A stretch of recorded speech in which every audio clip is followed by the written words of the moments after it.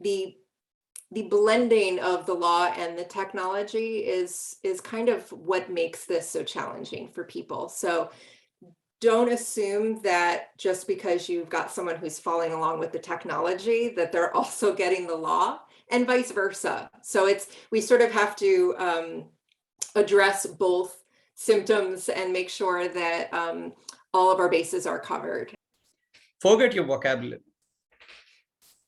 because over the years you have accumulated a lot of vocabulary, both legal and technology.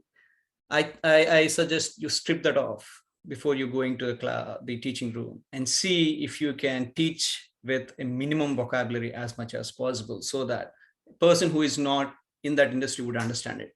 So that requires a lot of preparation. The more you prepare on that, the better the message and the topic or the technology would be delivered, digested, and also the learning will happen right there. Break it down, keep it simple, and as was mentioned, don't assume that the person that you're talking to has all of the language that we take for granted. Don't try to impress who you're teaching, just help them to learn. So even if you are not an educator, if you're not sitting in a classroom, when you are communicating with your colleagues, if you're on a panel, if you're doing anything, you're explaining to your client, this is what we're going to do. Don't make those assumptions.